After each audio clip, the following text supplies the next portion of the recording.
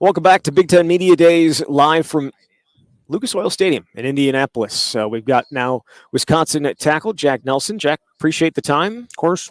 Getting towards the end of the day here, I'm sure I'm not going to ask you any questions you haven't already been asked, of course. But when we were just talking before we came on about going to Platteville, there are some good things, the food. There are some bad things, having to get away, having to spend that much time away. But you guys are doing it 2 weeks this time. It's a little bit of a kick up. What do you think about it? I definitely understand why we do it. You're completely focused when you're there. But to be honest, you can kind of dread it a little bit, or, the first couple of days you're like, oh man. But then you kind of get into a rhythm, and it's kind of nice being there with all your buddies, and, there's no one else around. It's just you, your boys, and football. We had AJ Blazik on last week, myself and Jesse Temple, and we talked to him, and we were talking about, how your season went last year. And I know that, it probably wasn't what you were hoping for. Mm-hmm. It didn't reach a standard that you had held for yourself, and for what Wisconsin offensive linemen have held for themselves. Why do you think it's going to be different for you this fall? Well, you got that chip on your shoulder the whole time since the bowl game. You just kind of, what am I coming back for? Why am I doing this again? And how am I going to make it different? Whether that's, I'm heavier, stronger, try to take more attention with Coach Blazik in the film study, and just really trying to breaking down every snap last year of, how can this be better? What was I doing then? What was I thinking then that I could change now?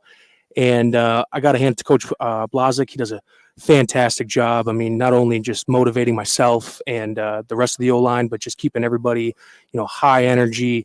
And he does a fantastic job. He really caters to each individual player. He's not going to try to force a technique on someone. He'll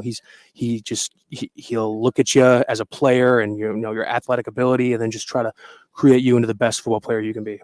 So he mentioned when referring to you that confidence and poise were two things that, he felt, and he felt like not just you, but like the entire offensive line going out there and playing that way. Did you maybe lose some of that last year?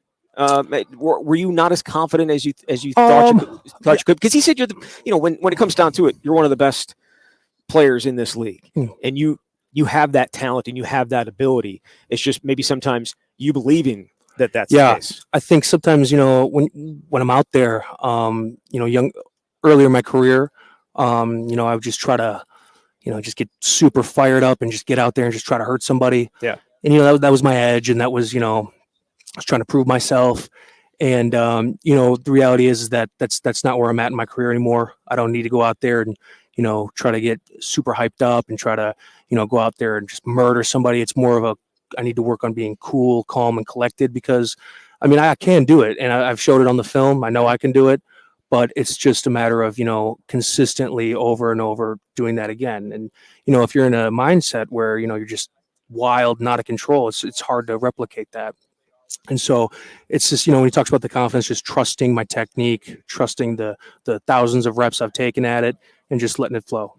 It's funny you mentioned the mentality, because I was going to bring that up, because I think you are such a different guy than when we saw you. And obviously your freshman year, 2020, we didn't get to see fall practice, but I saw your redshirt freshman year, we did. And one of the first things we remember, is like you getting into it with a guy, like the play was on that side and you two were over on this side. Like it was.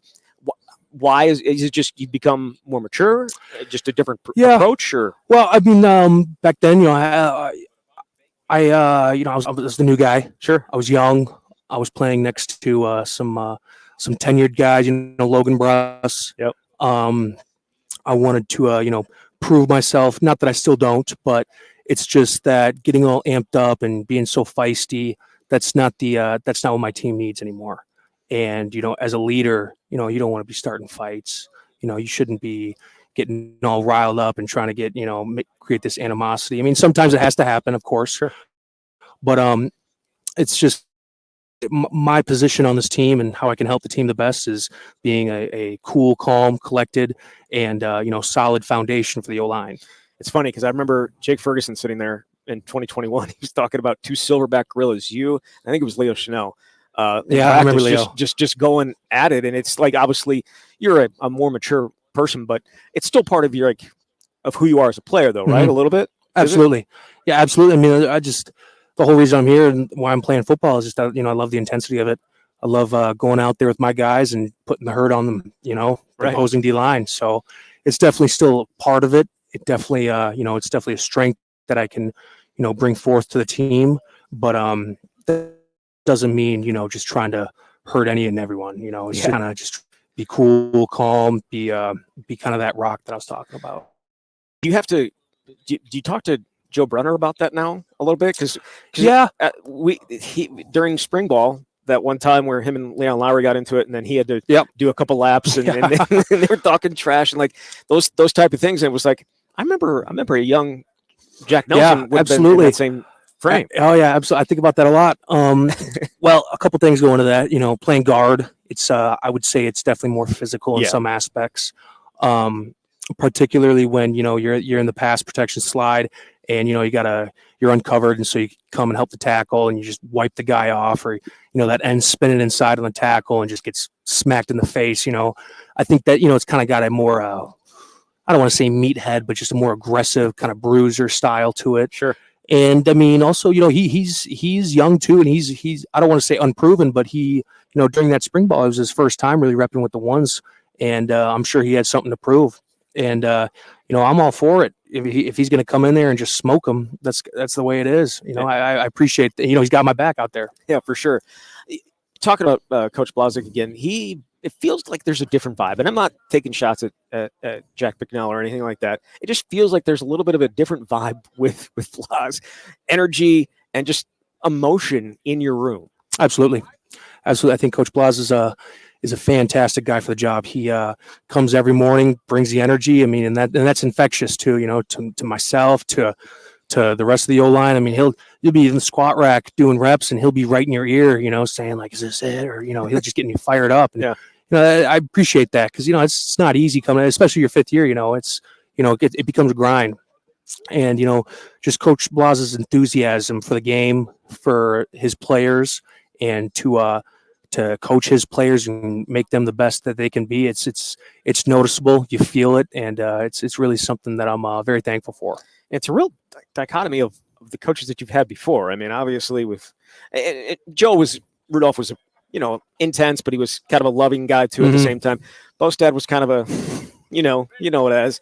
And then Bicknell was a little bit different, but Blaz just kind of has it all together. Like he's going to pat you on the back, but also get after you a little bit. That's a great way to put it. Yeah. When people ask me, how, does he remind you of any of the coaches? But I would say I can really appreciate how he takes a lot of the best aspects. I've had 4 O-line coaches, right? And he takes a lot of the best aspects of all of them and puts his own spin on it and right into one. And it's awesome because you hear you're getting a new O-line coach going into your 5th year. And, you think to yourself, oh shucks, like again. But he really knocked our socks off, and we couldn't be happier. Yeah, offensively, kind of like a lot of things in the first year, it didn't go the way you wanted it to. 23 points a game. That's not you guys. Where is your confidence level that it's going to be you're going to be in a better spot this fall than you were last year?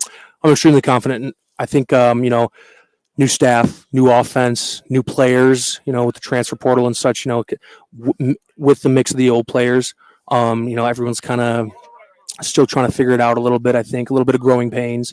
But after a solid spring, I think Coach Longo is a very smart and intellectual coach, and he really does a great job kind of analyzing and figuring out what we could do better. And with that being said, I think that spring ball, the OTAs that we've had, I think it's looking really promising. I feel like that's a question you've been asked a lot today. Yeah. You had that answer. Oh yeah, you had that answer ready to go. In terms of guys that we're not talking about, we talk a lot about you. We talk a lot about Jake. We talk a lot about Hunter. But there's other guys on this team who we're not talking about. Who is someone that we should or will be talking about these next few weeks as we get to see camp? Well, I think I could go down the entire starting O-line. Yeah. I mean, those are guys that you got Riley Mallman, who's a tenured guy, great tackle. You got guys like Jake Renfro, solid athlete, solid player. He can really move well. The new guys like Joe Brunner, we've already talked about. He's a great player, extremely powerful. But then, getting outside of the offensive line, I think, Ches would be one. I'm sure he's Sure. talked about, though. Everyone knows Ches is legit, Yeah. but I don't think people understand just how legit. I mean, he's that guy runs hard. Yeah. It's something you can feel out there when you're blocking for him. I think Tretch, he's really coming up. He's a dude. He's a hell Oh of a yeah, player. yeah. He's shifty. He makes plays. That's for sure. But we got some edge rusher transfers. Leon Lowry and John Pius. They're pretty exceptional athletes, and they give a good rush. That's for sure. So you've been tested. Absolutely. Yeah, going to be Yeah. tested certainly with fall camp coming up. One more thing before I let you go. College EA football. You don't normally get an opportunity as an offensive lineman to actually be like the focus, but you're one of the star players on Yeah. the game. I don't know if you saw it. You're not. I'm not a big you're video not a game player. guy, Okay. but it's been being played in my living room nonstop, and so I saw that. I thought it was pretty cool. Have you seen like your physical representation? Yeah. Are you okay with it? I think I am. I think they messed up the face. I think. I mean, I got this big old beard, but it's pretty cool. I think the attention to detail in that game is pretty sick. I mean, they got my arm sleeve that I always wear when I play. Yeah. When you're running out of the tunnel and we hit the championship thing. I mean, it's got some cool stuff in it. And just even looking at the stadium when you're playing the game, I mean, Right. it's incredible how accurate it is. It's fantastic. It's back. I know some are more excited than others, but for an offensive lineman, I know. I remember talking to Riley about it last month, and he was like, "Yeah, it's yeah, but it's still cool to see yourself in a video game." absolutely. Yeah. So, Jack, really appreciate it. Can't wait to see you down in Platteville and getting ready for fall camp in one more year. Thank you. All right, there he is, Jack Nelson, Wisconsin's starting left tackle.